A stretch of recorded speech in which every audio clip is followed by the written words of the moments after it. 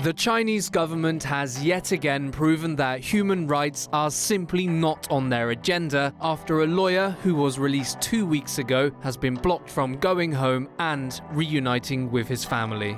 Wang Quangjiang, a prominent Chinese human rights lawyer from Beijing who had taken on politically sensitive cases such as defending activists and members of the banned religious group Falun Gong, was released on the 4th of April after serving 4.5 years on the blanket charge of subversion of state power, in a trial which was conducted behind closed doors with journalists and foreign diplomats barred from the courthouse. On his release, his wife, along with rights groups, fear authorities are now using the coronavirus quarantine protocol as a pretext to hold him indefinitely under de facto house arrest, a fate commonplace for Chinese activists. Despite their promise that he would be free to go after 14 days, he has still been barred from returning to Beijing. His wife said, "Today is the 15th day, and he still can't return to Beijing." And in spite of being a so-called free man who is simply being held in quarantine, she said that Wang was only able to hold phone conversations with her under the supervision of police, who controlled the content and length of his communications. She added that Wang had called her on Saturday saying he was unable to go home because he had just come out and needed to get used to everything, a statement that made her question whether he was speaking of his own accord, saying, "This is not the Wang Quangjiang I knew." Reported by the BBC on the 5th of April, his wife claimed that his speech was being restricted. She added that in a phone call he suspiciously said he was going to Jinan, another city in China, to which she responded, "Is this what a rational person would do after being separated from their wife and child for almost 5 years?" The executive director of Hong Kong-based China Human Rights Lawyers Concern Group, Francine Chan, said, "The harassment, surveillance and effective house arrest of Wang Quangjiang after his release vividly illustrate China's use of the pandemic to extend Wang's imprisonment in violation of Chinese and international law." Dubbed non-release release by rights groups, Chinese activists are often released from prison into de facto house arrest or enforced restriction to their native village, where they remain for years, gagged and under the watchful eye of the truly shameless CCP.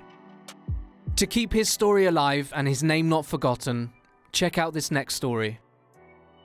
At a time when transparency of information is essential for combating China's latest threat, no one should fear telling the truth or fear going missing for telling it.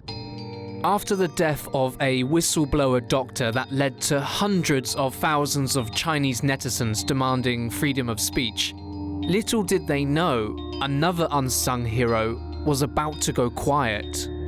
This is Qian Qiushi, a citizen journalist who had been doing critical reporting from the center of China's epidemic, and on Thursday, he went missing. When friends and family could not locate him, they later learned from police that Chen had been forced into quarantine.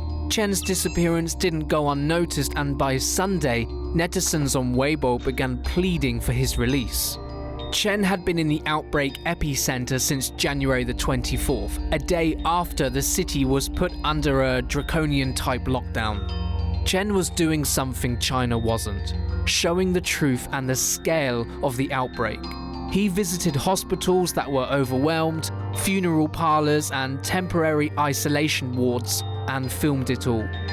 He uploaded videos of what he saw to offer us a glimpse into the reality of the situation and reveal China's struggle to control it. Fearing he could be detained at any moment for his reporting, friends checked in with him multiple times per day, but when Chen stopped picking up his phone, they began to panic. The following day, a message from his mother was posted to his Twitter account. 大家好，我是秋实的妈妈。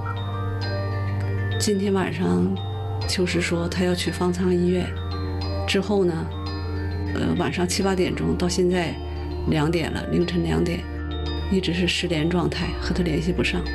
我在这里恳请广大网友，尤其是武汉的朋友，帮我个忙，帮我找找秋实，她到底是什么情况？请大家帮忙，谢谢。 Chen was believed to have been in perfectly good health when he was forcibly detained. CNN contacted the Wuhan City Police for information about Chen. Their reply? They claim they had no information on him. This latest incident is pushing China's censoring machine into overdrive. They're desperate to shape the narrative, and it is through this desperation that its methods of suppression are being forced into the light. Xi Jinping's government is getting reckless and will do anything to maintain the party's rule by iron fist. They fear free speech and will silence all whistleblowers. And the house arrest of a nearly 90-year-old man illustrates that. This is Dr. Jiang Yanyong, an 88-year-old retired military surgeon who became a national hero when he exposed the government's cover-up of the SARS epidemic back in 2003. This so-called national treasure was then detained and forced to undergo brainwashing sessions, or what China likes to call re-education, when he wrote a letter to the government asking them to acknowledge that the 1989 student movement was a patriotic movement. Jiang's wife said, "He is not allowed to be in contact with people outside. He is at home. He has no means of communication with the outside. His health is not good. He is not in a good mental state either. He is not very well. I am sorry. It is not convenient to say more." The free flow of information is the best weapon we have to stop this. So what the hell is China doing? If you want more Tomo in your life, click the subscribe and bell button so you get notified when a new video is up. Thanks for watching Tomo News.